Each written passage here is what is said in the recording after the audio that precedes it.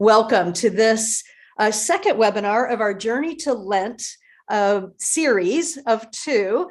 Last week, we spent some time talking about why it is or how it is we come up with themes for any given year, right? We discern what's going on with the world, with our community, with our church, and we come up with a direction that helps us create a lens, really, for the year, for the season, for the liturgical season. And we marry that with the scriptures that we're going to work with.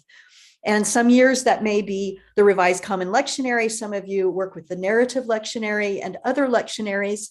And some years that may be, the topic may draw you to create your own text collection for that year. This webinar, we are going to be seeing all of those concepts we talked about last week, including anchor images, symbols, metaphors, what I call frames, or figuring out the journey and the titles for each worship service. All of those kinds of, what do you call it? You call it a philosophy of worship, a theology of worship, and then the tools to make it happen. For me, my philosophy of worship is that it must be sensory rich so that we can bring the word alive in many, many different ways. My theology of worship is that we bring the word of God alive for people, that it's a living faith, not a static thing that just goes through the motions. But it's a story in which we engage, in which we dig deep, in which we are part of, right? And so that philosophy, that theology of worship, and then the tools to make that happen. You're going to see all of those come alive in this webinar in the example of Good Enough, which is my Lent series that I've been developing for this year. So, friends, we're going to start, as we always do, with a devotion. And what better way to have a devotion in this time than to use a devotion from the upcoming book, Good Enough, that this series is based on. I know a lot of you have been asking me, so, it's kind of, I'm going to commit to this series, but I haven't even seen the book. And I've been assuring you, you're going to love these devotions. And so I want to give you a little preview. Because Kate Bowler's team has been so gracious in, they sent me the text, the manuscript. It wasn't even put in the final book form yet, a few months ago. And I've been working with that. And I can attest to the fact that it is really, I think, timely, and it convinced me that I really wanted to develop something for this. So we're going to start with a devotion, and it is one of the devotions in her 40-ish devotions, she and Jessica Ritchie, and it's called Mediocrity for the Win. Mediocrity for the win. So let's get into this series and its message through this devotion. Sometimes we are convinced that we're not good enough. Take my great-grandmother, Marjorie Bebbington, for instance. She was born in England around 1904. No one is sure exactly, because she was daughter number 4, and there was such a fuss about what to do with her because her dad had plain run out of names for girls. Apparently, you can run out of names and of energy to pay attention to another fiddlin' female, or so her father called her. Marjorie grew up knowing that she was both too much and not enough. But my great-grandmother, Gigi, as we called her, was a hell of a woman. She was tough and kind and didn't let anything stop her. She was the custodian of an entire apartment block, took care of her entire family, sewed and knitted every piece of their clothing, and still made their lunch every day to order. Bacon on the side, that kind of thing. She loved to smoke, even though she thought none of us knew. And when she finally got around to something she couldn't do, which is to say she was a deeply mediocre painter, she had a solution for that too. She went to the secondhand store and bought an oil painting.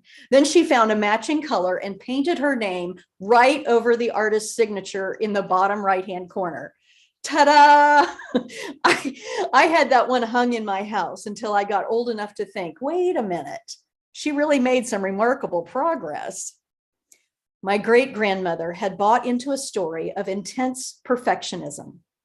that she had to be everything or she was nothing at all. We are living in a culture that celebrates the high stakes qualities of perfectionism. Researchers have been following the rise of unrealistic and self-critical standards as a kind of societal phenomenon. Job applicants trying to impress the new boss cite trying too hard as the only acceptable humble brag. Mental health experts describe anxiety and low self-esteem as the result of ever-increasing standards of physical, social, and emotional perfectionism. We are living in an unending pageant, and the judges never tire. Even churches have adopted the language of our striver society. When I was researching megachurches, one of the primary slogans from the pulpit was that their church was defined by their culture of excellence. Who can forget Winners Church and their slogan, where winning is a lifestyle? We are nothing if we are not perfect. But then we fail. Or we are frozen in our fear of being imperfect. We have Googled imposter syndrome too many times and wonder if our successes are deserved or our inevitable descent is just around the corner. If only we could trust that the giving of ourselves with all our imperfections has a value beyond rubies. We need a deep permission to ask for help, permission to get better, permission to fail. If Marjorie Bebbington were still alive, I would take a tour through her life to tell her what was perfect, not for the delicate oil painting in all its fraudulent glory. I would remind her that she was a wonderful cook and a better person, had a soft heart and a quick mind. And pointing to another of her paintings, a crudely rendered bunch of yellow daisies, I would tell her that the best part about her wasn't the best at all. It wasn't even great. But the best part about her was that the way she tried and lived and loved was her true art. Whew. I get verklempt. You should have seen me reading this book, y'all. I mean, everyone was just like, oh, I needed to hear that. And I hope it will be that way for you too, as you do this series. So let me finish this devotion with each one of those little daily, what we'll take as sort of daily devotions ends with a prayer. And so let's end with this prayer that goes with that devotion. A prayer for when you feel like you're not enough.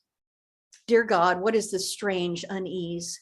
It feels like restlessness, but it's more than that. It's the sense that some unnamed standard is convincing me that I will never be enough. Smart enough, pretty enough, healthy enough, young enough, brave enough, grateful enough. I have come to the end of myself.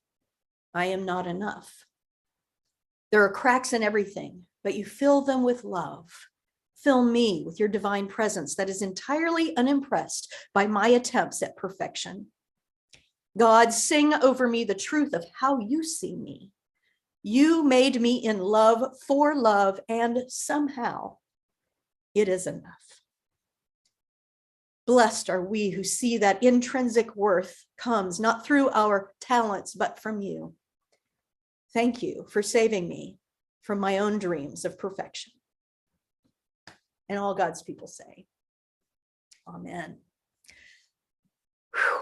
Well, friends, there is, I picked that one because that was so straight on about what this book is about and why I was drawn to it. I was initially drawn to Kate Bowler's work because of her work. She's a seminary professor. She's a history professor at seminary, and some of her own research has been about the history of the prosperity gospel movement.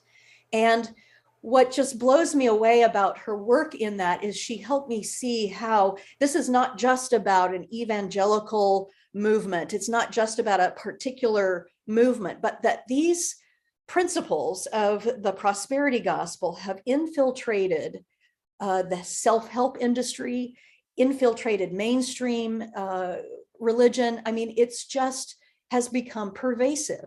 So let's take a look at some of those things. this is, these are some things that will not surprise you, right? This vision of the good life, the culture of optimism, the mythology of individual efforts, rugged self-reliance, accentuating the upbeat, right? The power of positive thinking, more than average, that's what we're all meant to be, more than average, which is kind of weird because then what is average? Reaching your potential, upward mobility, accumulation, hard work, moral fiber. Does this sound familiar? This has pervaded our society. And so her connecting this idea that all of these things have then woven themselves into a divine plan, that in other words, our worthiness is tied to these things, and that God thinks this is true as well, which is not true. Not true. We are created worthy. And so this remembering that we are incurably human, right, is a phrase that Kate Bowler uses. So she and Jessica Ritchie, who is a member of her team, who is a friend of hers, put together these devotions. They write these blessings and they put together these devotions. And it's going to come out February 15th in time for us. And thankfully, you can see I had to put the screenshot of that prayer because that is what a manuscript looks like before it comes out. And so I'm eternally grateful to their team for allowing me to collaborate with them on this. So friends, let me just take you through briefly. We talked last week about how themes come to life, and certainly the themes in this book, I had to really read the whole thing, think through it, and then figure out, in working with the lectionary, what were the main topics and how would we address them each week in Lent as they relate to the scripture. And oh my gosh, I am just so thrilled that these the lectionary lent itself so powerfully to these things. I mean, a way of reading the gospel through this lens is so important. So let me just go through this quickly in terms of the theme and how this plays out. So Ash Wednesday is perfectionism is impossible, transformation isn't. There is this difference. And I know a lot of you United Methodists, maybe you're chatting about it in the chat right now, but a lot of you United Methodists, Wesley said, our founder said that we're moving on to perfection, right? Well, I think we focused on that perfection thing, that's the goal, rather than the main thing is the moving part. We'll probably never get there, but it's the moving toward, and the moving is the transformation, right? So this idea that the Lent season, yes, it's not that being good enough and saying, oh, it's good enough just takes us off the hook, but it's seeing that good enough is about letting go of these perfectionist tendencies that create all kinds of difficulties psychologically, socially, and focusing on those small bits of transformation. They don't have to be huge things. They can be one little thing at a time. And the scripture for Ash Wednesday is the one where Jesus is saying, don't be like the hypocrites. They pray in public. And it's really about, they want people to see how holy they are, how perfect their prayers are, but do it in secret, right? And so this really lent itself to confronting our perfectionist tendencies. Ordinary lives can be holy as Lent 1. And that really, it's Jesus, it's 40 days in the desert. And the devil is, offering him fame and fortune and glory and everything that he wants. And Jesus is saying, no, that's not what life is about. And so dovetails perfectly into that idea that, the prosperity gospel and the self-help industry that's grown out of it, you're always better, best. And when in fact life happens and things happen, Kate Bowler's story, if you've read any of her books, listened to her podcast, if you heard her at all, she is a relatively young person with stage 4 colon cancer. Stuff happens and you just realize that, no, actually, I'm not life is not about continually getting better, better, better. But what if life is about getting deeper and seeing that our ordinary lives, whatever they are and whatever we're facing, are holy as is. Lent 2, so much is out of our control. Well, hello. I'm a card carrying codependent anonymous member because I have this illusion, like many of us do, that we can control what's happening and what's around us, but so much is out of our control. And the gospel that week is about, Jesus lamenting over Jerusalem. I wanted to gather you up, under my wings, and you just won't. Even Jesus couldn't control the way people acted. So lots of things can be medicine. This is the parable of the fig tree. It's like, live up to your potential, fig tree. And really what the gardener says is you got to prune it. You got to fertilize it. You got to let it sit for a while. And that can be medicine as well. That sometimes it's not about doing something to get better, but it's sometimes about letting go to get better. Sitting in that fertilizer of life, right? And that's the way we get better. We often believe that we are the problem. Oh my gosh, the parable of the prodigal son. He expects that he's going to go home and is going to be, no better than one of his father's workers, and he is welcomed back as the son that he is. And we are also worthy of being welcome in the welcoming arms of the holy, no matter what. And so this really helps us to face up to this idea that we are so hard on ourselves, and sometimes we're the hardest on ourselves. Life is one big old risk every single day, and facing whatever each day holds is not only good enough, but worthy of love and grace, my friends. Lent 5 is we are fragile. And this is the fragility of life, and it's hard. We don't like to talk about death. And the disciples didn't even like to talk about Jesus' death, but Mary took a pound of costly perfume, and Jesus said, let her do this because she is preparing me for burial. And the disciples are like, no, don't talk that way, right? How often do we do that? We are so uncomfortable with the fact that life is fragile. And so part of this Lent journey is to accept that and to see how we can live that, and bask in the fragrance of vulnerability. Lent 6 is you are a group project. This is part of that turning away from that independent, I can do it myself, I pull myself up by my bootstraps kind of thing. That we need each other, interdependence, and the Palm Sunday parade is nothing if not interdependence on view, right?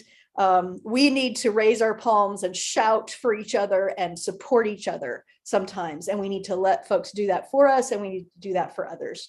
When it's time Maundy Thursday, we are blessed regardless. This is that whole idea that, blessed to be a blessing, or I'm so blessed, tied with luck, right? We've conflated those things. And Jesus, in the midst of betrayal, in the midst of that Last Supper, in the midst of all that stuff and all the stuff that was going to happen, he blessed and broke the bread and blessed the cup. And it shows us what true blessing really is. And then Good Friday, even today, God is here, and somehow that's good enough. God goes with us into those depths of sorrow and of pain that feel like death to us, and holds us until we can come out into the light again. And then the Easter Vigil, Easter Sunday, a good enough faith. So friends, it is so rich. I'm just so excited for you. Especially for you preachers. I'm so excited that you're going to get to dig into this, and it is going to be such a powerful message to folks. And especially, I think, in this year when we have been struggling so much, I think it is absolutely necessary. So here is Kate Bowler and Jessica Ritchie, and I'm just going to play their very short video about this book so you can get a sense of who they are. I mean, these are deep topics. They bring me the tears all the time. But what's wonderful is that Kate has the sense of humor. If you've ever heard her podcast or heard an interview with her, she has such a sense of humor. And that's what sometimes gets us through. That can be medicine as well. So let's take Hi, my name is Kate Bowler, and I like writing things and making things for all those of us who are just okay. We're never going to have our best lives now. In just the spectrum of perfection, we're really not going to reach too far to that one other side, but we don't want to slide into despair. And we just want a faith and a life that is good enough. So I thought it'd be unbelievably funny to write a set of devotionals, like little reflections, 40 of them, to talk about a life that's like pretty okay. So it's called Good Enough. And I had the chance to co-do it with one of my very favorite people because we write these blessings and we talk about these things in the podcast. We talk about what happens when you can't reach for that unlimited life and you need to find a way forward, but we've got the life that you have. And so the person in my life that I always do this with is Jessica Ritchie, who basically refuses to come into any of these videos. So she's gonna be here for a hot second as I talk about her, and she's gone. But hopefully we will hear from her again as we were both reflecting on what it would be like to live our okayest life now. So join us in profound mediocrity and we'll be good enough together. Good enough together. Amen. Well, you know, I'm going to play for you the trailer, which many of you have probably seen. And the trailer is something that we have in our downloads for you that you can post on your websites, your social media. We are in the downloads. The end of it has blank space for you to put your own church information in there. And one of the reasons why I've started to do trailers, if you've read my book, Think Like a Filmmaker, where I looked at movie makers and how they invite us into the story. And a trailer can invite us into the core of the story so that people can recognize it. And it's, you know, call it publicity, call it evangelism. It doesn't really matter. But this is the way that I've interpreted this journey of Lent.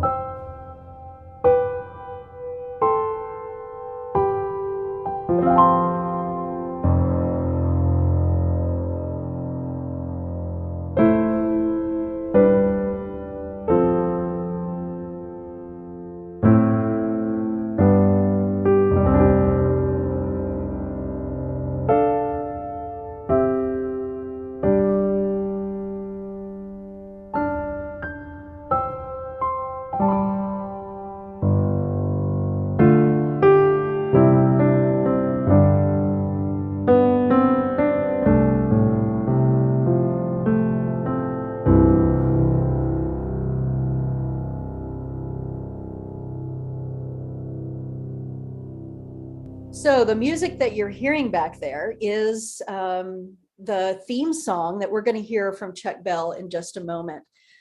So friends, we're going to start the overview of this series. But before we do, let me just ask Jenna if there are any questions about the theme from folks that I can talk about before we get into the nitty-gritty of downloading these things and getting access to the materials and what they are. I don't see any questions about the theme so far, but a few folks have been wondering where they can get this book.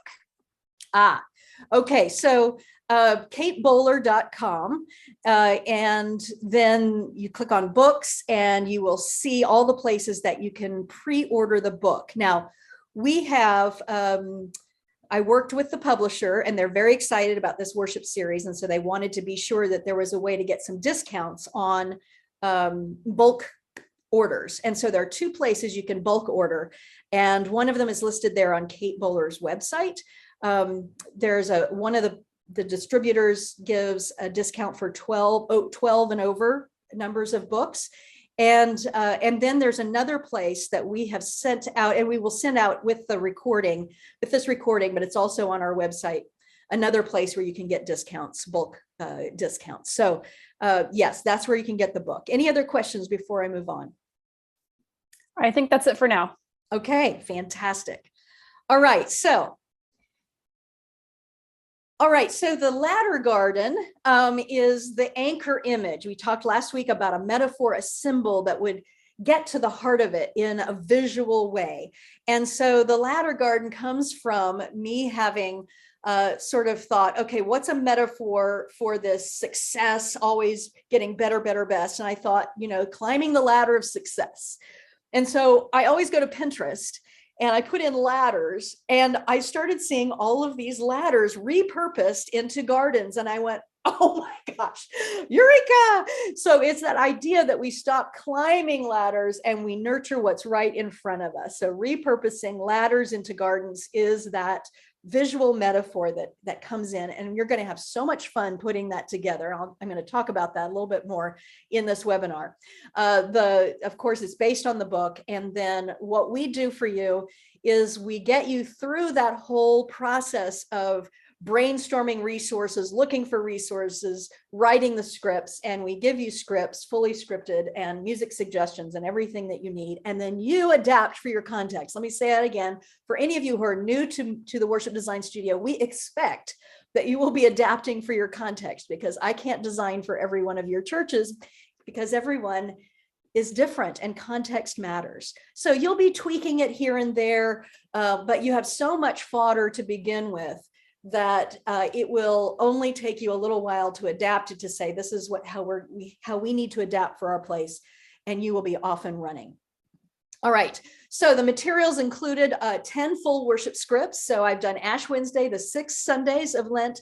I've done Maundy, Thursday, Good Friday, and Easter. And Easter is the only one that I haven't released yet, because I tend to take a little minute between writing Holy Week and writing Easter to sort of let that steep for a minute. So that's going to happen in the next week or so, just that very last Easter piece.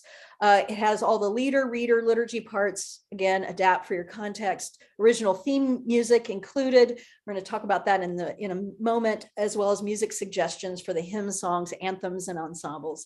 Visual and media arts ideas, children's time scripts, and book ideas for children and youth. I'll tell you about that. Sermon fodder, which will be coming. Part of that will be, I'm curating a list of Kate's podcasts that will be really helpful for you each Sunday, for each Sunday's theme, each service's theme, to help you preachers to sort of get deeper into the concept. So small group study guide that goes with the Good Enough devotional book, congregational practices outside of worship to underscore the Good Enough theme. I can't wait to tell you about those in just a little bit. A community of churches working together and sharing resources. And that is when you are part of the Worship Design Studio, you are in the website with other churches who are doing this, and you're sharing ideas and sharing resources. And that has something that has happened during pandemic that has just taken Worship Design Studio community to the next level. We're very excited about that. So what's in it? Downloading, we're about to do that. We're going to look at music resources, anchor image visuals, materials for all ages, scripts and adaptations, and individual and small group materials. And in all of this, you're going to see the theory we talked about last week come into practice. Okay. So let me just tell you how to get into the materials. I'm going to go through this quickly, but know that you can come back to the recording if you're not sure about how to download the materials, how to work with materials in the website. We will be posting this, of course, and you can come back and watch this. This is what the Worship Design Studio website looks like when you come to it. And you'll see the menu you want to pay attention to is on the left-hand side. And so you'll see resources right there. You click on resources, and this is what happens. It comes to the resources page. Now, because Good Enough is the series that is the most recent, it's at the top. And so you can just click on that and it takes you inside that series. Now, let me say that if you have bought the series or you are a subscriber and you see a dollar amount there and you can't get in, it means that you haven't clicked on a secret link that you would have gotten in an email to get you inside of it. So go back to your email the day you bought it. And there's a secret link. If you can't find that, look in your junk or spam. Sometimes it goes in there. And always contact us immediately. Don't spend any time fretting. We can get you in, Marcia@marciamcphee.com. Okay, when you get into the series, it is a list of things that are all in the series, and every document is there, every download is there, and you can do them individually. You can look at them individually and download them individually if you'd like to. But at the top, there is a something that says download the entire series here, and you can download everything all in one fell swoop rather than one thing at a time. I'm going to show you how to do that.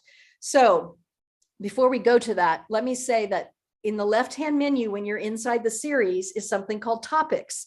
And I want you to keep returning to this, because this is where the getting gets good, in collaboration with each other. And so the topics are getting ready for the series, so you can share about how you're putting your visuals together, ask people questions, sermon discussions. Once we start the series, every week there will be a prompt. Ben on our worship design studio team puts a prompt out there, a post, and then people can talk about what they're preparing or their ideas for sermons. So it's really a collaborative effort to, you don't have to start with a plain piece of paper and your own experience. You can discuss things with people. Small group ideas. So share about how you're creating community with the series, from book studies to gardening group to furniture refinishing. We're going to talk about that in a little bit, what this good enough kind of series can bring out. I always try to think about how can the theme, the spiritual journey, the theme of the series bring itself into the activity of the congregation. So yeah, you can do Lent book studies, but good enough also means how can we help save the planet by not just buying perfect food at the grocery store, or not just buying perfect new things, but refurbishing old things, right? So you're getting that idea. So here we can share what we're doing, share ideas, and children and youth ideas. So even if you have people at your church who are not part of the worship team, you'll want your children and youth personnel to come and think about, share about, brainstorm about the ways that this is going to be an important theme for children and youth.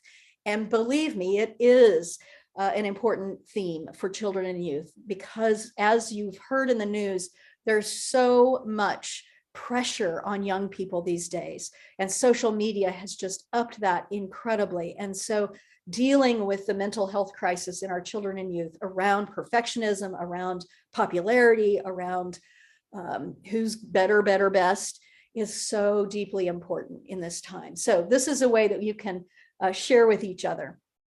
All right, so back to download the series here. What that leads you to, the link is to our file sharing system. At the top, I want to say this right now. It says you're viewing it as a guest. Log in to follow the space and comment and download.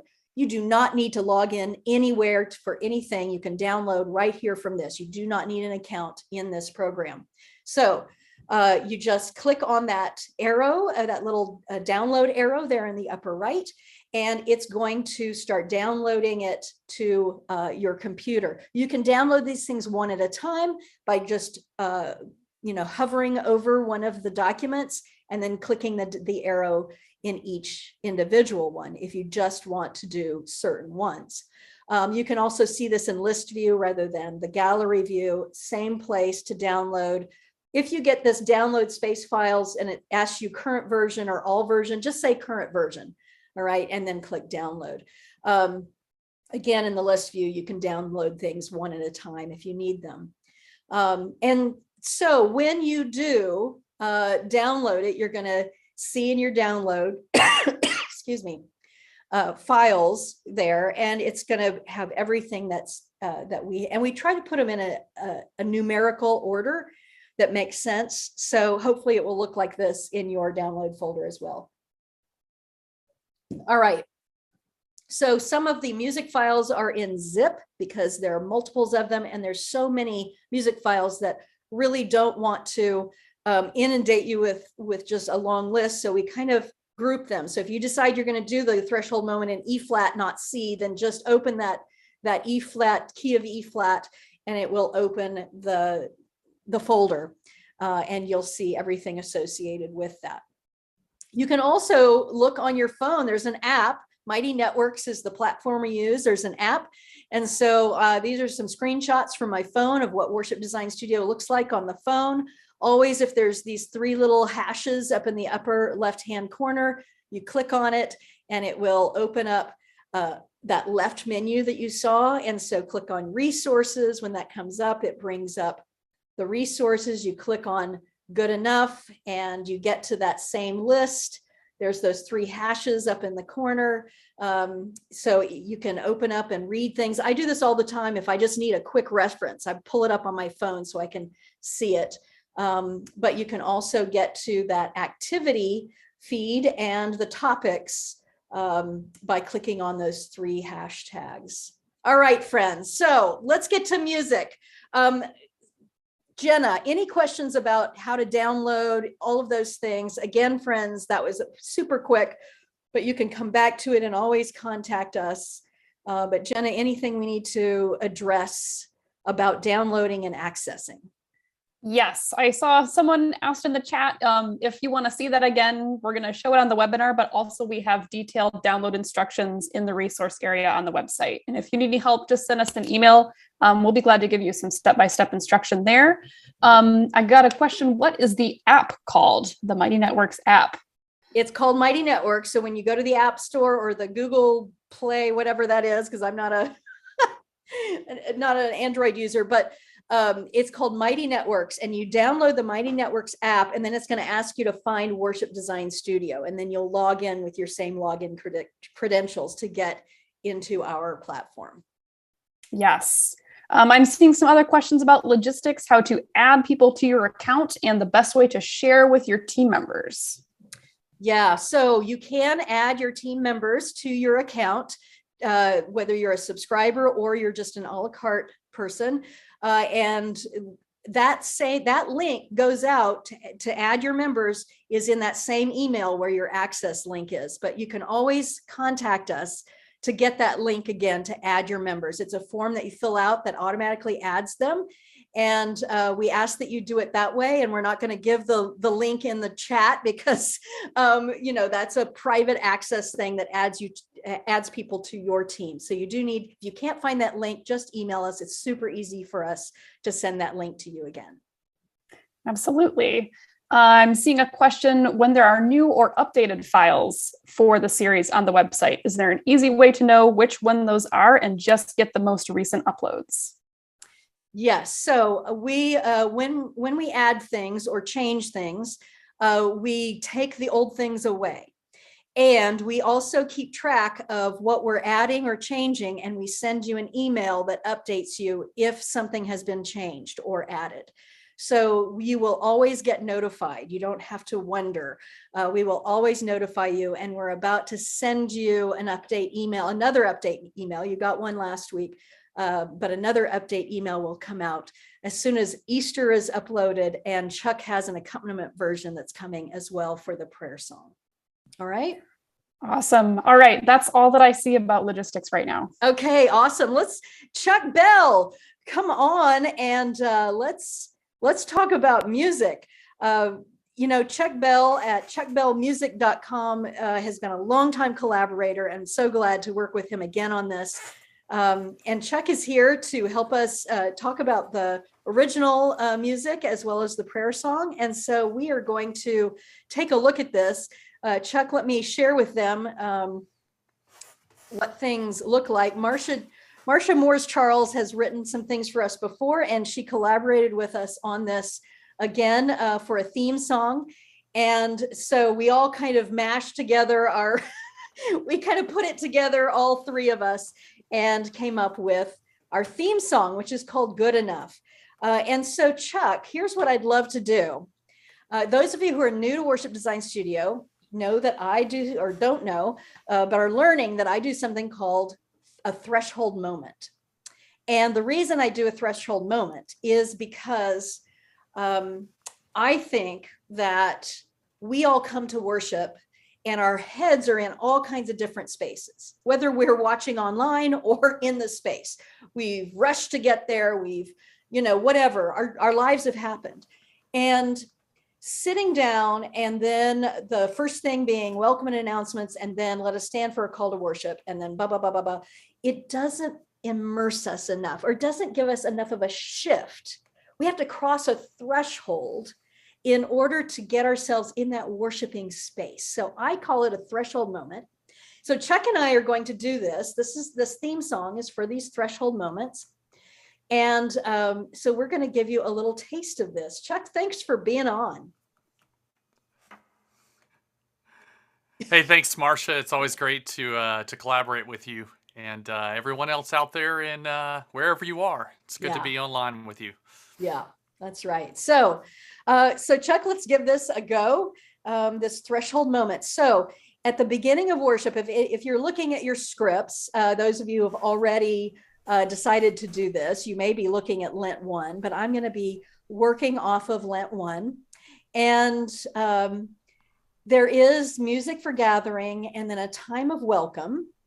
And then we go into something called a threshold, and the accompaniment begins underneath. And you'll see on the slide there that Chuck actually composes. He has a degree in film score, which is why he and I click so well, because we understand the power of music to help us enter into a particular mood or feel.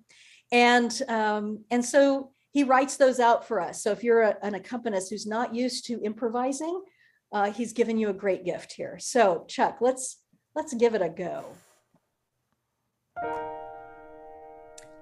The liturgical season of Lent, developed over the centuries, is a time of deepened reflection.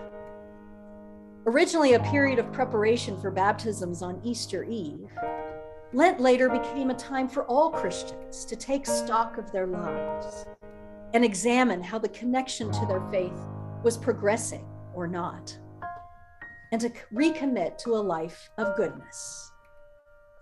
This year, we will indeed open up and take stock.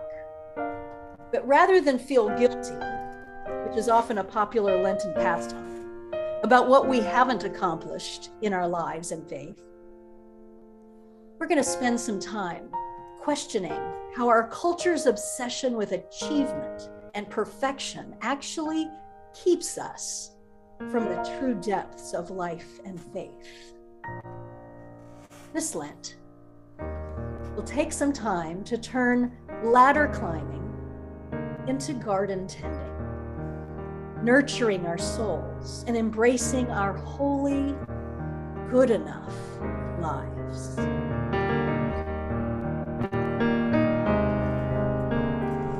What in our lives do we dream about for tomorrow? Void of sorrow, time spent regretting decisions of our yesterdays. Mistakes were made, sometimes we get what we get. Life disappoints us, and yet God is still here, and somehow this faith is good enough. So then that phrase, that theme song would be repeated, and there's a choral part that comes in. So your choir will have fun with that. You'll want your soloist to keep singing with the congregation. And we've created a congregational part you can put in your worship time. The children would have come up, perhaps with plants to put on the ladder. I mean, each children's time has a different thing that they'll bring up every week. And after the song is sung the second time, with the congregation joining and the choir doing the descants, then we do a short prayer that is based on the psalm from the Revised Common Lectionary for that week. So here's week 1. Holy One, our refuge and shelter, we call out to you. Sometimes in praise, sometimes in distress, as life goes. Whether we perceive it or not, you are there. Open us this day to your presence, in the smile of a friend, in the call of a bird, in the simple and good enough moments that fill our days. Amen. So it's a short kind of collect ish prayer that everybody reads together. And then we go into a time with children. So that's the threshold moment. Thank you, Chuck. Yay, awesome. It's a simple song. We always try to create simple threshold moments so that the congregation will catch on really quickly. It's easy for them to sing. We have it in 2 keys for you to choose from. Marcia originally started it in key of C because she has this great contralto voice. And then we also gave it to you in a key of E flat for those of you who might have a soloist who needs to have it in a different key. For instance, if you have a tenor soloist instead of an alto soloist. All right, so that's the theme song. And that gets repeated at the very end of the service as a benediction kind of exclamation point. Chuck, would you be willing to give us a feel for that? And so it's kind of it builds, he's got a build. So underneath the benediction, there would be kind of a build, and then the choir sings together.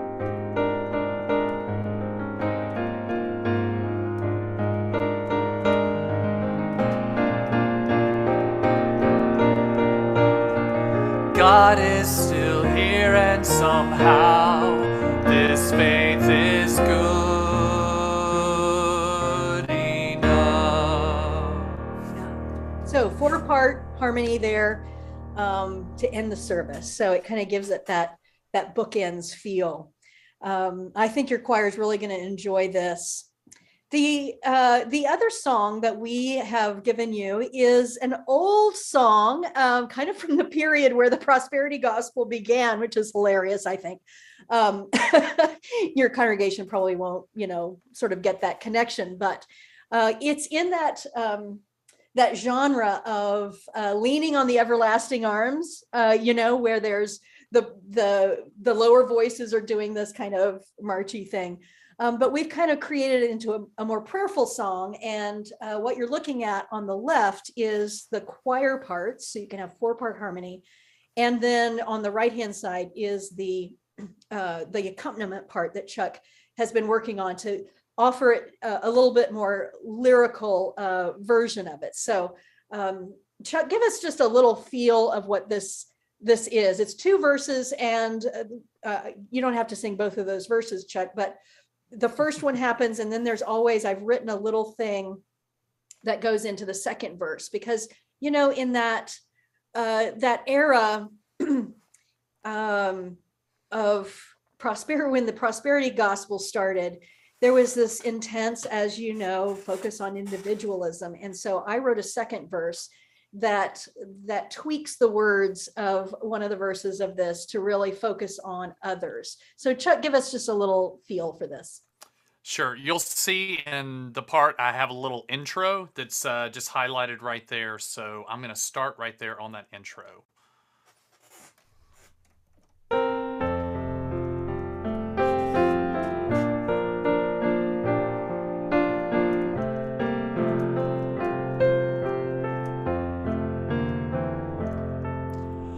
Though all along our daily pilgrim race, our treasure small and may be, our souls are blessed with God's unending grace, and that is enough for me.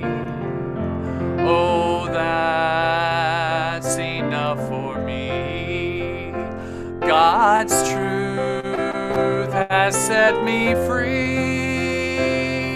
The love of Christ has sanctified my soul, and that is enough for me. So you can feel that sort of early 19th century feel in there. And so Chuck is making, these are some of the files that will be uploaded soon, and Chuck is making, as he always does, accompaniment files for those of you who are smaller churches that could use accompaniment versions of both the Threshold song and this one. He's making that. And so those will be uploaded soon. So thank you, Chuck. That's awesome. So friends, again, the music choices are described in the music notes document that is in your downloads. And I talk about, all of the things, all of the files that you're going to see, the philosophy about the underscoring, learning how to do that. And then all about the files and about the suggestions that we make. We have a key we try to pull a lot of the hymns are familiar hymns. And I do want to say that I like to highlight different artists. And Carolyn, oh my gosh, I always have to see her name to say it. Gillette, hymn writer text. I'm sure those of you who know her well are putting that in the chat because I don't have that in front of me. She is a long time amazing text, poetry, lyric writer, and she puts it to public domain hymns. So I have highlighted her, one for each service. And so those tunes will be familiar likely to your congregation, but with different words that go along oftentimes with the scripture or with the theology of the service. So the other thing that we do is we give you anthem and band suggestions. So I always give you suggestions for classic service or traditional, whatever you call it, as well as a more contemporary. And so all the hymn slots are hymns and songs in those traditions. But then also for anthem slots, I give you a choral ensemble kind of more traditional choice, as well as something for bands. And this series, I have highlighted a band called The Many. They are incredible composers, beautiful songwriters, justice-oriented, amazing band. And you can get their music for very reasonable prices at their website. But I have curated a list of their songs that I think would be good. And so I would love for your more contemporary band, alternative band folks to discover The Many if they have not done that already. But again, you will switch out these suggestions with things that will work better for you if that is the case. So part of your job when you sit down and look at this and adapt is to look at all the music and decide what will work, what of our suggestions works for you, and what you need to adapt. And what I always suggest is listen to the things that I have chosen for what it feels like, what it sounds like, and also for the theology, and see if whatever you choose can kind of use that as your guide for choosing something else, perhaps more familiar. All right, so there's The Many, that band. I forgot I put that picture in there. All right, before we get to visuals, I'm going to stop. Let's talk music questions. And if anybody has a question for me or for Chuck about music. Yes, I'm seeing that Chuck is answering some questions in the chat from folks that are coming through. That is so amazing about the recording equipment that he's using, in case any of you folks are interested in that. And we want to know what all is included in the music package that you get with the series. Do you provide guitar chords, recordings with vocals, those kinds of things? Yeah, Chuck, can you come on and just give us what it is that you have provided? Sure. As of today, and what's provided right now and what is to come is the piano version for the Threshold song, both in the key of C and in the key of E flat, as well as chord sheets in the key of C, and then a capoed version, I think, in the key of A and key of G, and then a key of E flat. And you also have capo versions in C or A or G or whatever you need. And if there's a specific key that you need, you can always let me know and I can produce that for you. The choir parts are also the same. So you'll get one that's just piano and vocal, and the other one is piano, vocal, and choir in that Threshold song, both in the key of C, both in in the key of E flat. You'll also get recordings of those, both accompaniment versions that are available now, and what's not available yet is the demo of those. So my vocals are my girls' vocals singing on those. Those will be available very soon. In the prayer song, you'll have it currently in the key of F. You'll also have a chord sheet in the same key. What's missing right now from that is all of the underscoring, and that should be available very shortly for that. And also, both for the threshold song and the prayer song, I'm also providing you a lead sheet. And what that is just vocals, the vocal line, the accompaniment not in it. It's just the vocal line along with the chords above it. So if you have a guitar player or piano player that wants to block their own chords, or the guitar player that wants to see what the melody line does, they can read from those lead sheets that are available in both of those. And then the benediction is the same, both in the key of C, E flat, chord sheets provided. Will also provide you an accompaniment that is both just the piano and then accompaniment with vocals. Yeah, great. Yeah. So, and again, just let us know what you need. Chuck can often provide that a reasonable request. But yeah, we will get you recordings that actually have Chuck's voice in case you need to just play that. That's fine. Also, somebody mentioned in the chat, and it's so very true, that the many actually you can buy video versions of them doing their songs and you can play that. So, for you churches who don't have a deep bench in terms of your musicians, there are many ways that you can still use our suggestions, even if you can't produce them yourselves. And we often have churches who share recordings of their own musicians and give permission for folks to use. So that's another great thing about our community these days, is that we are helping each other, especially in times of pandemic. So, and I want to say this again, that all of our Worship Design Studio original things, like the Threshold song, and it goes for the prayer song too, because that's in the public domain. You don't need any further permission from us or anybody to use that online and stream it. So we always want you to refer to worshipdesignstudio.com in your worship notes and in your descriptions in your service about our materials, but you don't need any further permissions from us. Okay. That's true. I've got one more question about music. Is there anything included for bell choir in this series? We have not as yet put anything up for bell choir for the series in terms of the anthem slots. Of course, there's preludes and postludes, and if you want to put in your own bell choir things, oftentimes a series has an obvious connection to bells, and then we make those suggestions. But for this series, really pull out your best beloved kind of delightful, good enough versions of bell kinds of things and do that. And, postlude, prelude, and postlude in a good enough series, it's really great to celebrate those folks who are not your professionals, who you can celebrate that we're so glad that you're putting it out there and trying. Okay, so friends, I want to say that it's 10 o'clock, and I know that a lot of you often, when you sign up for a webinar, kind of clear your schedule for an hour. In our Get Ready webinars, we always take more than an hour because there's so much to do. And know that there's a recording here. If you need to go, you'll be getting the recording. And we always do a timeline. So for instance, we're about to talk about visual arts.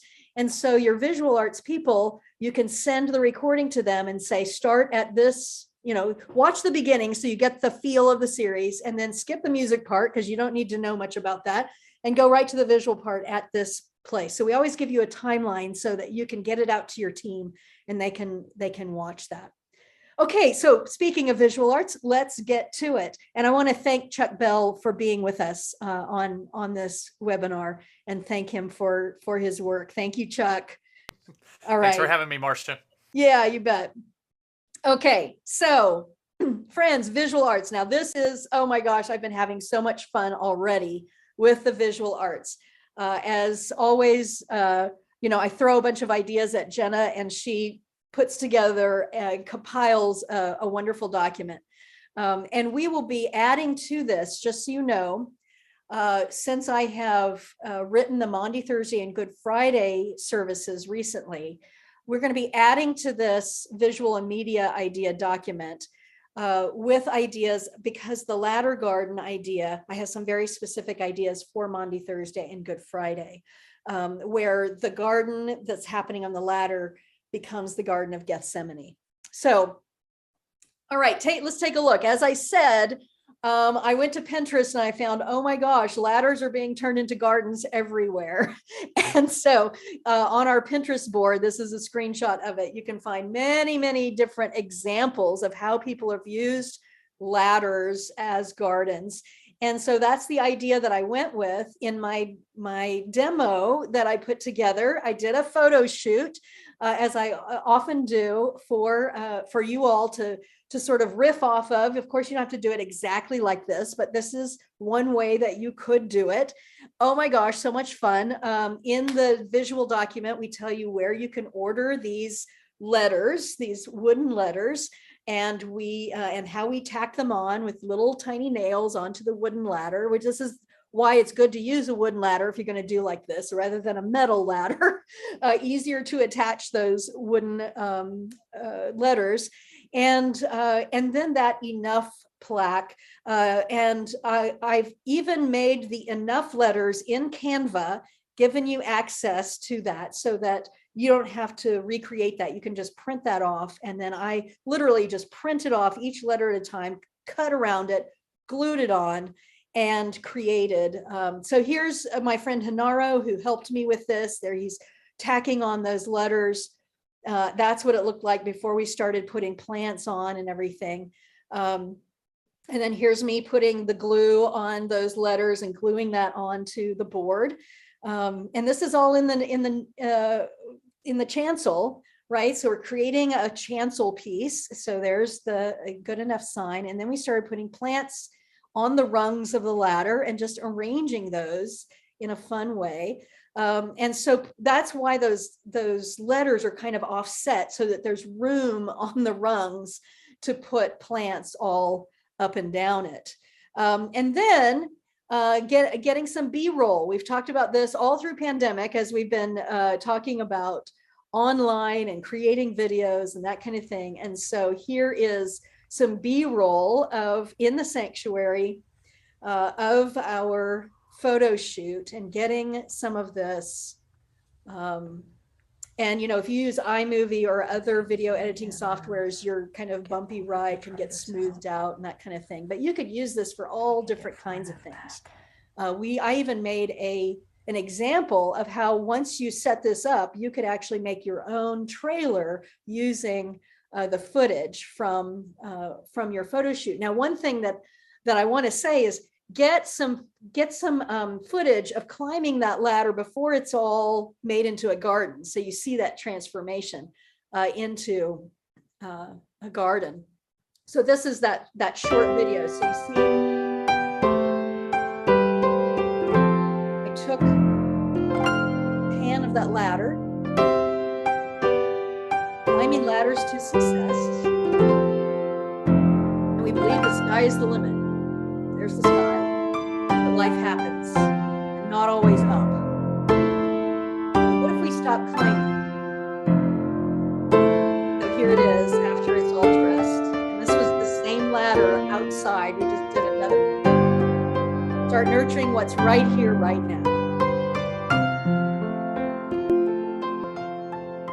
Celebrating a life that's good enough. So, you know, there's all kinds of things you can do when you do your photo shoot. And if you do this sooner rather than later, then you can start to build everything, like using your photos as templates for series backgrounds, right? So I took a close-up, used my portrait setting on my phone, and, you know, I can actually put words. So what you'll do as you get ready, whoever puts together, if you use projection technology, you have the scripts. You can go ahead and start inputting all the slides that you need with a black background.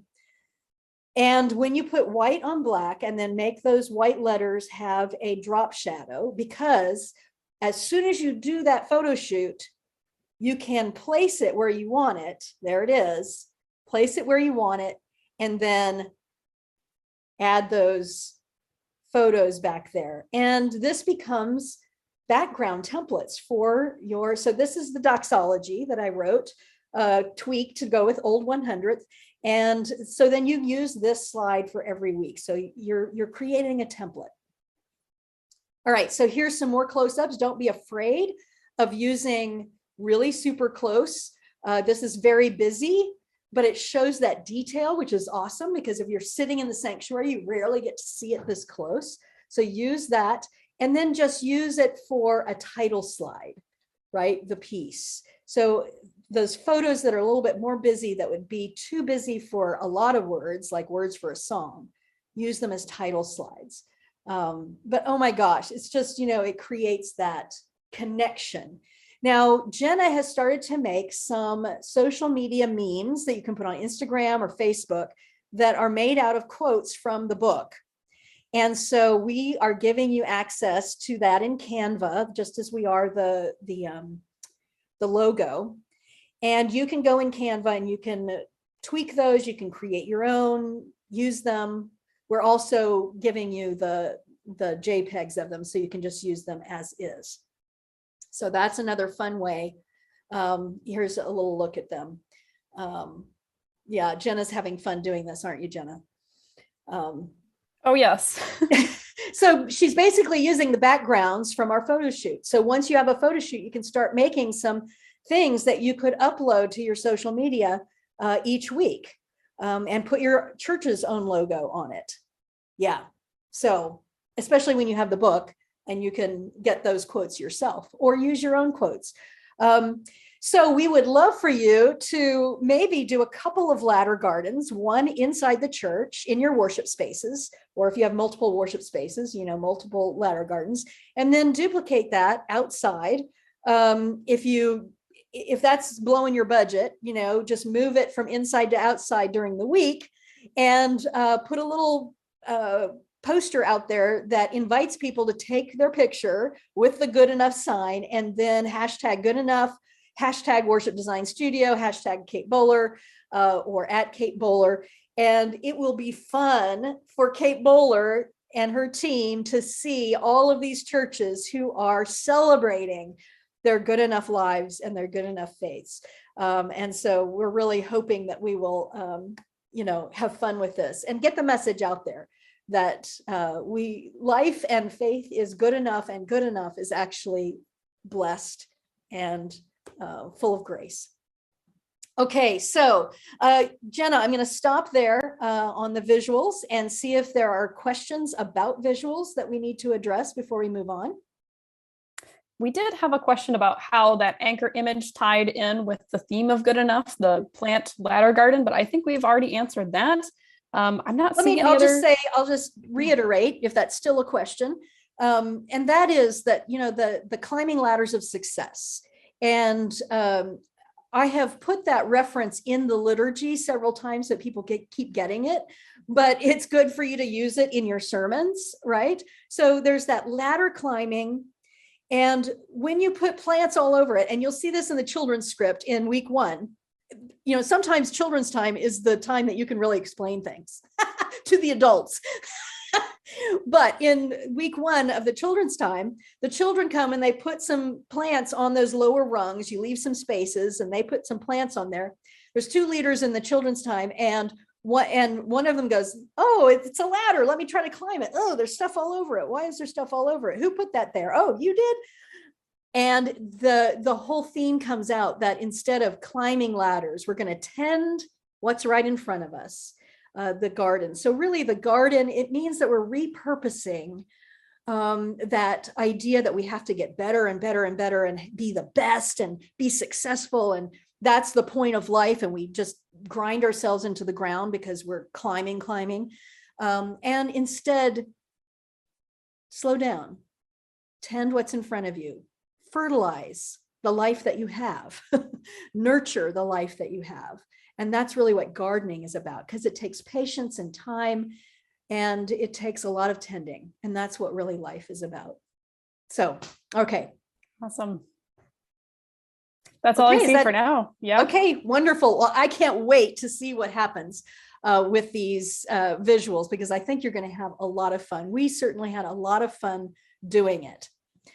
All right, so let's talk about the children's time. So there are children's scripts, and the document that is where you get the children's script has several things in it. I have an introduction where I talk about how vitally important it is to really draw children and youth into this theme, because of what I said earlier in terms of the pressure that there is on children and youth about the lives that they lead. And so I call it The Children Lead Us, because I've put it early in the order of worship. And this may be a challenge for you if you're used to having the children's time further down, but just think about it, and you can move it easily if it doesn't work for you to do that. I just thought it would be fun during the threshold moment to have the kids, go to the back, get something that they can process forward as part of that beginning of worship. So that's where I have it. And The Children Lead Us is that there are so many messages that actually we need to hear from children, that joy of being a child, that joy and wonder of the things around us. So there are scripts for every week. As I said, I imagine 2 leaders doing this. If you don't have 2 leaders that can do it, you can have one, you can adapt it easily. But it's kind of fun. The repartee is kind of fun. I have to say that I had a lot of fun putting this together. There's some funny bits. So get some people who are going to have fun with it. It's simple enough that you can even get some of your youth to do it. That would be really fun as well, to get them involved. And there's a repeat after me prayer at the end.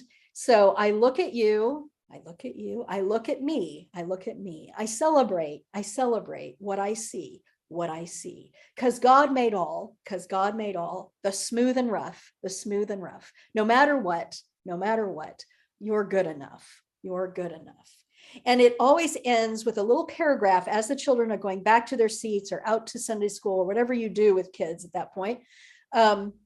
There's a little paragraph that's an address to the congregation that says, I want to invite you this week to consider, etc. And it has to do with the children's time. So in that way, let this children's time lead us, it says.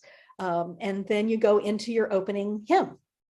So lots of fun. Read through those, get those in the hands of your folks who are children. Now, if you don't have children, you might consider just adapting it so that you might have a fun, do a little video with a couple of people talking about these things.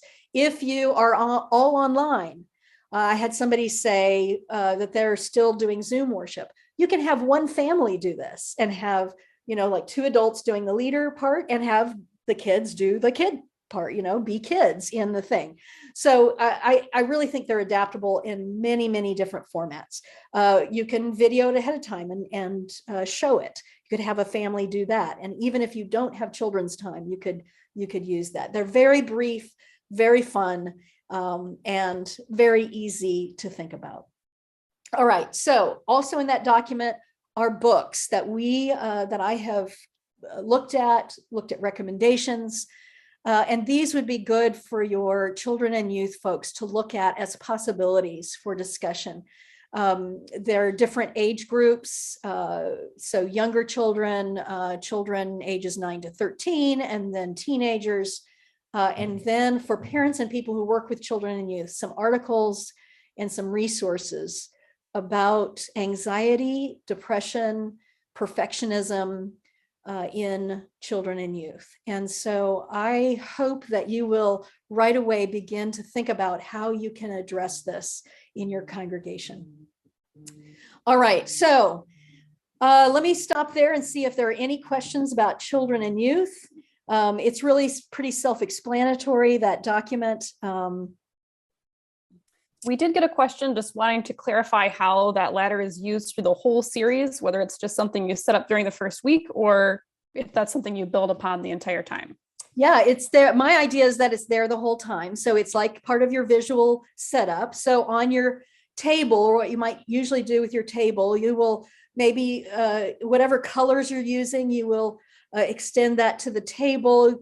You might have some more plants on your table, but that ladder then would be kind of adjacent, but accessible, because my idea is that the children come to that ladder each time and there's interaction with that ladder each time in different ways, but all having to do with that gardening metaphor. Week 2, I do a fun thing about fertilizer, coming from the you-know-whats of furry animals. So you'll have a bucket with some smelly fertilizer in it that you can let the kids smell. And so, yeah, there's interaction every week with that ladder, especially in the children's time, but certainly as a metaphor for the entire series. And again, this goes along with, this is what I call a thread, a visual thread. So it is that metaphor that goes throughout the series, and we build upon it. We come at it in different ways. And then, as you'll see in the Maundy, Thursday, and Good Friday scripts, those plants then become a Garden of Gethsemane, and you use the ladder in a different way for communion elements, for candles, for different things. Yeah. Awesome. No other questions. I'll just say that the children's time is maybe one of my favorite parts of the series. They're so great. People are going to have so much fun with those. So yeah. I had fun doing them, let's just say. Okay. All right. So the scripts, friends, come both in PDF and Word versions. And we do that so that you always have access to an original version. And then the Word versions we mean for you to download, and that's what you can adapt and put your own stuff in and move things around. So here's my suggestions for getting ready, starting to get ready. Send the materials to your team. I put team in quotes because I know some of you are a team of 1 or 2. But if you can get some HGTV addicts like me to help you with that ladder garden, who love Pinterest, get them to help you with that. That's could be a fun way to bring people in, just for, you don't have to have a worship committee of people who do, who are on call, all the time, all year long. Just draw some people in. You're going to have people who love gardening, and this may be the only series that they help you with, but bring them in, right? You can give them access to the series in the Worship Design Studio website. We talked about how to do that earlier. And if you are not sure, just email us. Schedule a time then to go through all of it together. So have people look at the individual things, the individual parts from this webinar about what they're working on, and then schedule a time to get together, talk about it, brainstorm about it, make decisions, adapt those Word documents, and then make your task list, and you are off and running. So that's what we hope to just jumpstart you and get you ready. So let me say that reading the overview and the scriptures and synopses it's such a great idea to do that first, and to have everybody read that, no matter what they're working on, so that they get an idea of what the series is about and what the journey is through. Now, you may just have them watch the very beginning of this webinar, where I went through each one and talked about how those themes are connected to the scriptures. But these 2 documents are foundational and really good to get everybody literally on the same page. The sermon fodder, friends, is coming soon. As I said, I'm curating some of Kate's podcasts that will help you as preachers to really get in that concept for that Sunday. And doing a little bit more work with exegetical work. But you could also, if you really are interested in the history behind all of this, order her work called Blessed, A History of the American Prosperity Gospel. Very fascinating. Brene Brown also has a book on the gifts of imperfection. I have to say to you, and I'm making this suggestion as part of getting ready to preachers, because as I've been working with the material, I've had to really wrestle with my own tendencies toward these things, toward perfectionism, toward control, towards being frustrated when things don't turn out the way that I want them to. I mean, I think this is true of every series, but especially this series, it's going to be important to have time when you're not actually getting ready to preach that week, to have time to take it in and go through it yourself. And as soon as that book comes out, February 15th, read it, right? It is going to really help you to be on that journey. Kate has 2 other bestsellers, No Cure for Being Human and Other Truths I Need to Hear, and Everything Happens for a Reason, and Other Lies I've Loved. Good background into her work and life so that you can become more familiar with her story and her background and where this is coming from. You're gonna have so much to help you write those sermons, just from the scripture itself, those incredible stories, but also the fodder from Kate's devotions, and just really your own life. And so excavating your own experience around that. That's why, as I read that devotion at the beginning of this podcast or webinar, I teared up because of the work I've been doing. It really resonates with me, and I think it will with so many people. So getting people involved in this theme outside of worship is what this document about sustaining our world by celebrating imperfection is about.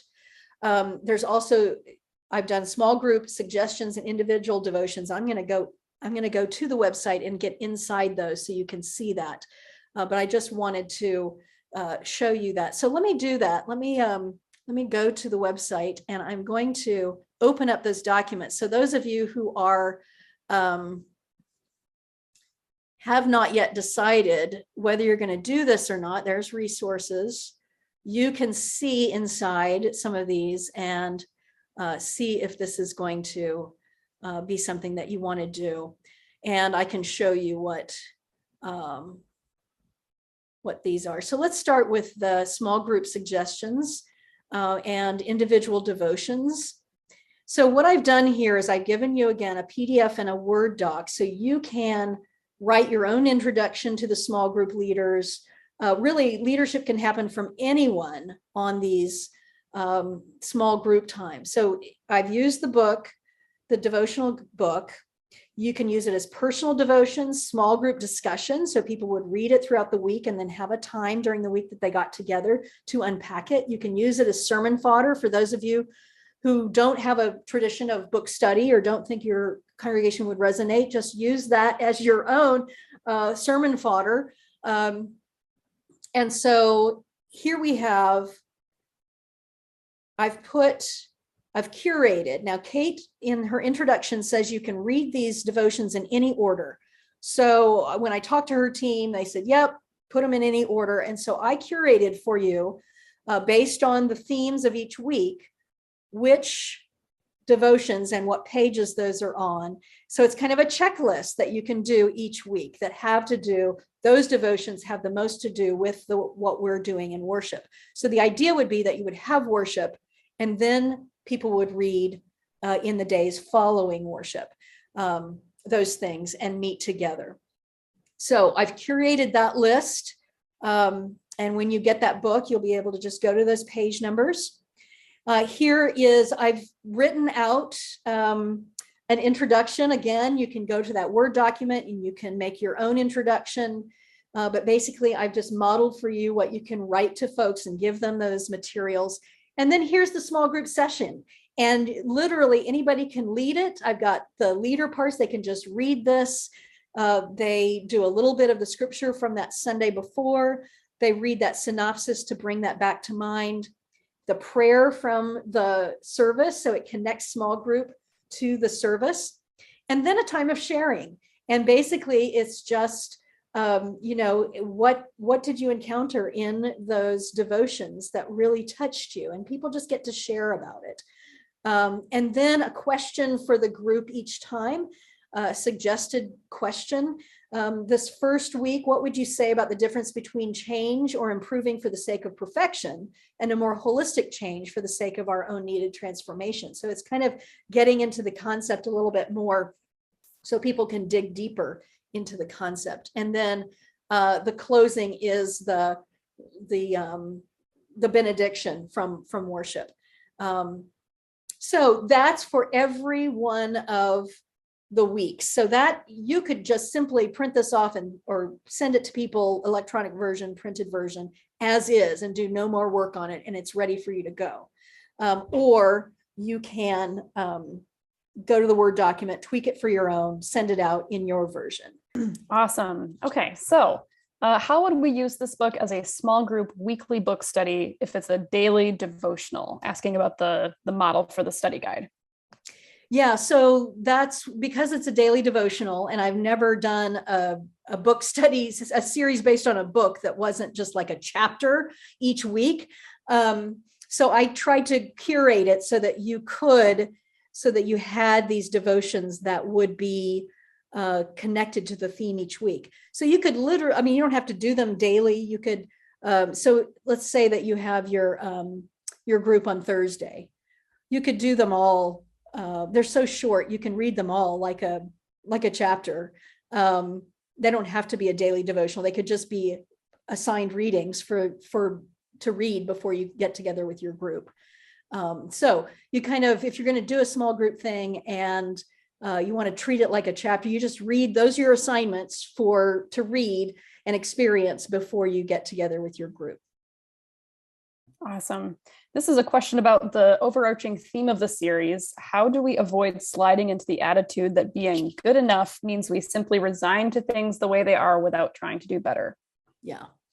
Well, I think you're going to find a lot of that addressed in the Good Enough book, but also that whole idea that it begins with around perfection is impossible, but transformation isn't. And so really talking about the difference between seeing failure as something or not hitting your goals, those perfectionistic goals, as being failure, and understanding that we want to be better people, right? We want transformation. We want to live by a certain code, and we don't always measure up. And there's grace. I mean, it's inherent in our Christian story, right? It's inherent in our Christian message and the idea of forgiveness and grace. So it's not as if we just say, well, good enough, and I'm not going to try anymore.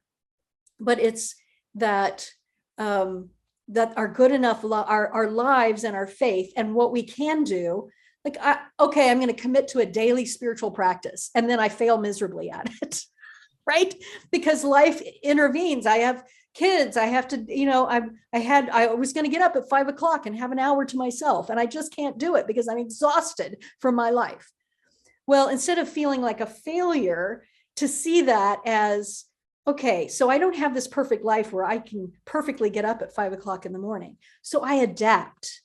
I do what I can.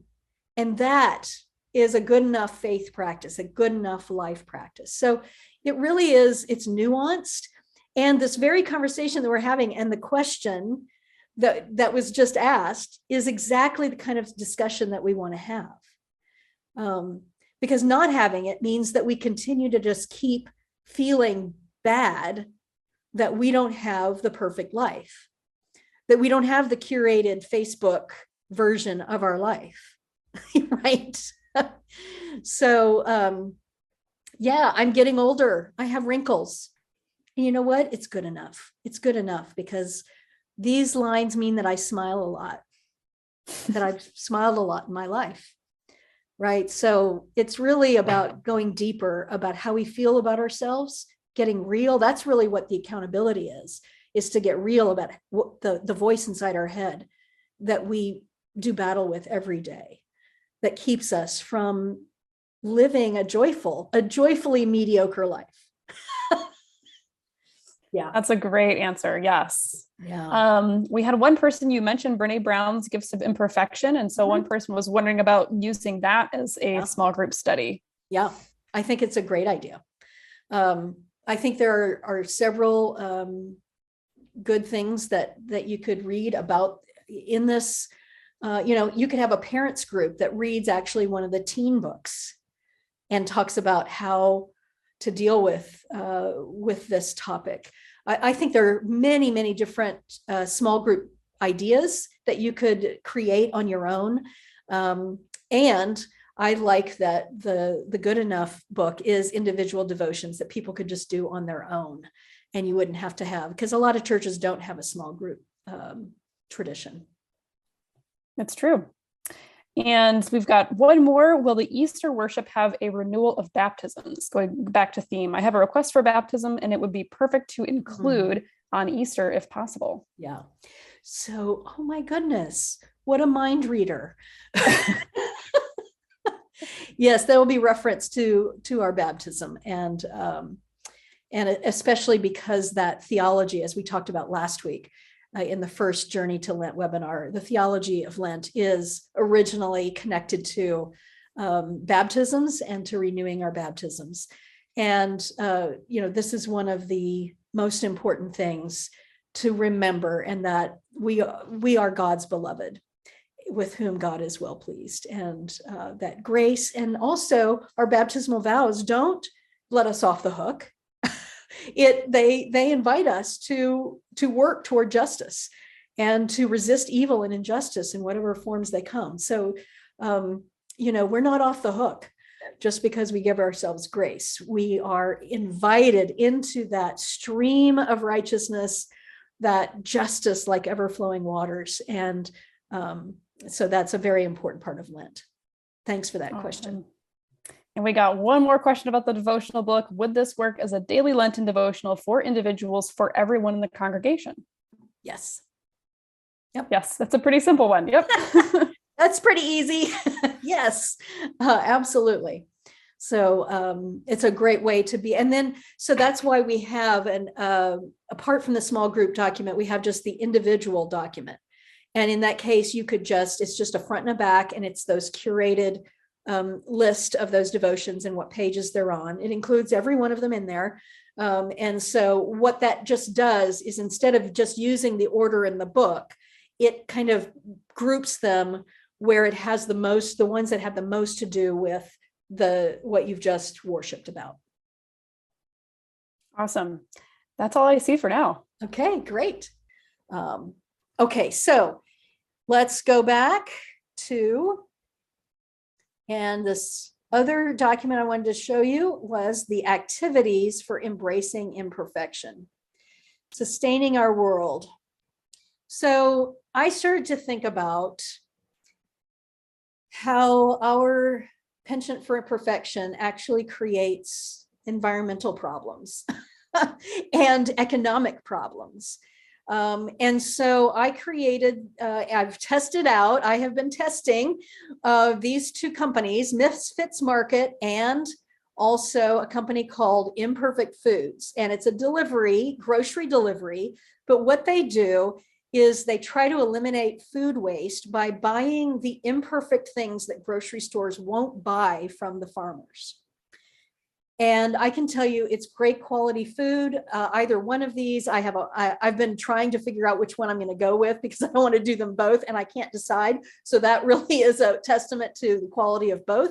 Imperfect Foods also has their own brand. And so they will get like pieces of imperfect things and then create, like they have orange juice. So they'll take imperfect oranges that grocery stores wouldn't buy, and they'll make their own juice from those. So they're also doing that. So both of these companies I highly recommend. And it's a great way for people to have a Lent practice of noticing all the ways that we waste food and such, because we have been taught, we've been conditioned to grab the more perfect looking things. So the other ideas, so zero food waste practice could be a wonderful challenge to your congregation for Lent. Also clothing, and doing sustainable things around clothing. So instead of buying new, buying from online thrift shopping or the thrift store, or doing a yard sale during Lent to distribute the wealth of unused, gently used, used items that we have. So thinking about sustainable ministry in this way. But also, wouldn't it be fun if you had people who know how to sew a patch on something, know how to repair something, know how to replace a button, know how to refurnish furniture, old furniture. So this would be a fun way to create some workshops that would be fun to learn how to do, because we don't really teach that so much in our society anymore, because goods are so readily available usually.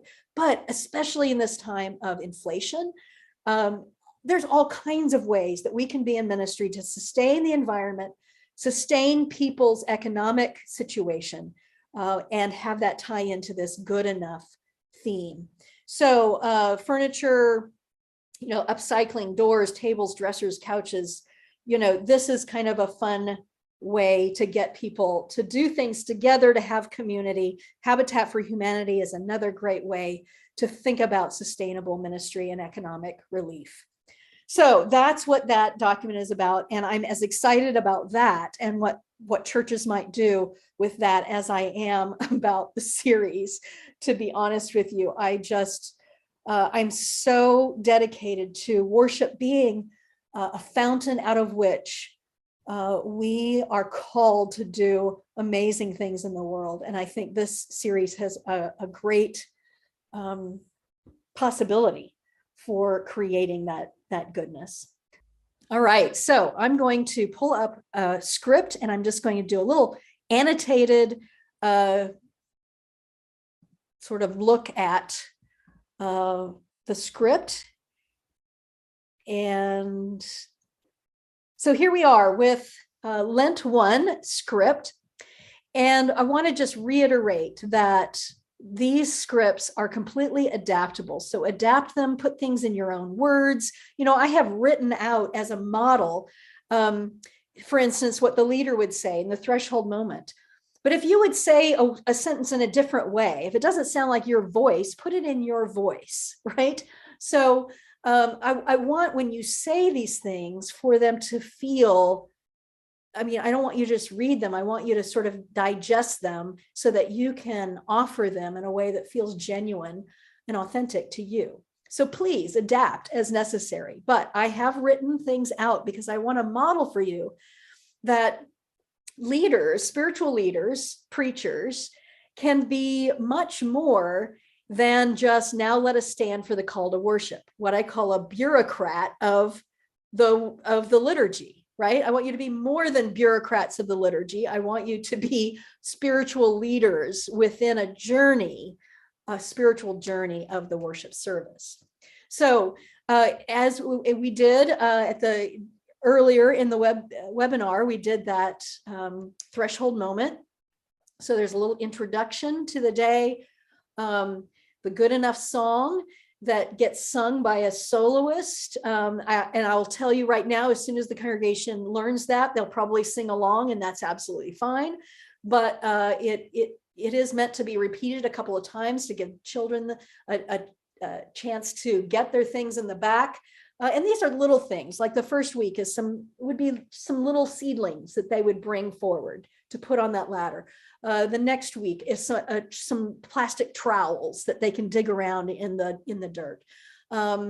There are other things each week, but they're little things that they can carry easily and they can go up to the front. Now, we are living in pandemic.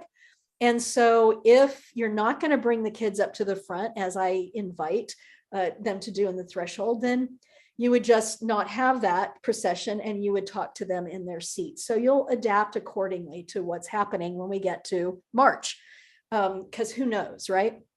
But repeating it, and then in that repeat, then there is that choral part. And I would suggest that you don't do the choral part until the repeat, and that you have your soloist stay as song leader for the congregation, especially as they begin to learn it. So that it doesn't sound so complex that people lose the melody. So that good enough song. And then again, every week, I took the psalm from the Revised Common Lectionary and put it together with in a collect form. It used some of the verbiage from that psalm in a collect form that we would pray together in unison, because it's a short version. So then the children's time would come, and you go to the children's time scripts that I showed you, and you would do that, adapting as necessary. And then as they go back, you're talking to the congregation and you invite them to sing the opening hymn or song. Now, here's Carolyn Winfrey Gillette. I couldn't remember the Winfrey part in the webinar, so I apologize, Carolyn, if you're watching this. But again, a text by Carolyn to a very familiar tune, How Firm a Foundation. And this one, Oh Lord, You Were Sent, the text goes right along with that gospel text for that first Sunday in Lent where Jesus is out in the desert. And so it's a wonderful musical way to introduce the text before we get to the reading of it. Now, every week is what I call honest questions, compassionate response. And that's a fancy way of saying confession and assurance. But I like to play with titles and say what it is, because and connect it to the theme somehow. And so honest questions, compassionate response is what we're after here in this series, that we're going to be honest about our lives, but we're also going to be compassionate about our lives. And this actually is where I put the synopsis for each Sunday that is in your scriptures and synopses. And so leader, pastor, whomever you decide would say this, and it would lead into, it ends with a question, leads into a moment of silent reflection. And then the compassionate response is always from another text in the Revised Common Lectionary for the week. This one is from the letter to the Romans. The word is near you, on your lips and in your heart. Everyone who calls on the name of the Lord shall be saved. Know that already God is offering us freedom from. Now that is the same every week. Know that already God is offering us freedom from. And then the next lines are about the theme for that week, the temptations of the not enoughness of our time, inviting us to love and revere the seeming ordinariness of the day to day, so that we might recognize its true beauty. So the assurance is always referencing the theme for the day. And then this second paragraph is always the same. And know that despite our sometimes faltering steps, in the name of Jesus Christ, you are being forgiven even now. In the name of Jesus Christ, you are forgiven. Glory to God. Amen. Now, this is one of those cases where if you are in a church that doesn't have that tradition of you are, in the name of Jesus Christ, you are forgiven, and then a response back from the congregation, tweak that. Follow your own liturgical tradition in these things. And then it goes right into the peace. And I don't have any special words around that, but if you are in a tradition that says the peace of Christ be with you and also with you, put it in there, right? Okay. So the first reading can be chosen by the preacher. So it could be a selection from the lectionary. If you would rather do a poem, if you would rather do a contemporary reading, you get to decide what that is. And so it may be that preachers, you are going to highlight the Romans passage. And even though I've referred to it in that assurance, you may want to read the whole thing, right? Because you want to also weave that into your sermon. So again, that's your choice there. The word in music is a fancy way for anthem, or I never like to call it special music, because it's a proclamation of the word, right? And so I like to say the word in music. And so again, as I said earlier in the webinar, always have a more traditional choice for choirs or ensembles, and a choice from the many, this band that I really respect, and they have beautiful, accessible things. The gospel reading, right? So I've written it out here in full in the scriptures and synopses. Those are just little excerpts from them.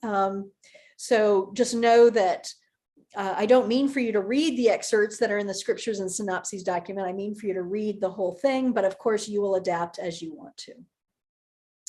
A word of God that is still speaking, thanks be to God, is the response that I have chosen. But if you have a different response in your tradition, please, again, adapt. Thoughts about an imperfect life and faith. That's what I'm calling the sermon. It's just a way to direct people's attention to what it is. A sermon really is about being part of the community conversation, and being a commentator on the spiritual journey of the community. That's how I see sermons. And I just put the title of the service there as the title of the sermon, just to reiterate that theme. And then again, sermon fodder document for prompts. Prayers of the people. This is where that song goes. Of course, if you want to use a different song, please do. But I have, so there's the first verse, and then there's underscoring that Chuck is getting us, and underneath something that I have written here about, and it's different every week. I've written something different every week about that. And then we sing the second verse. And then prayers of the people continue as you're accustomed. So I always want to balance the familiar and the new for folks. And so there are different series. Sometimes I will say, do these prayers, do intercessions, and that might be a new thing. But then something else in the series, I would say, do this as you're accustomed, because I want always for you to have a balance of familiar and new. The offering, so however you do that, you can insert offertory music. I know a lot of people are just giving online now or not passing the plate because of COVID. So, if you're doing that, you can just take out that doxology or the prayer after the offering, again, adapting as you need to. But I have adapted the words to the doxology that goes with Old 100th tune to go with this theme. And then the prayer after the offering is the same every week, and you could tweak that to be different if you wanted to.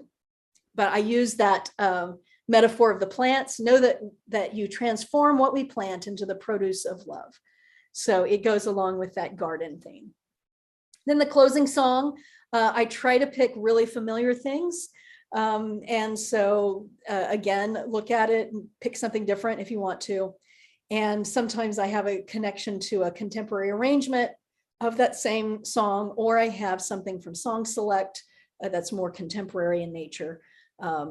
So take a look at all of those, all with links so that you can listen to it, you can look at it.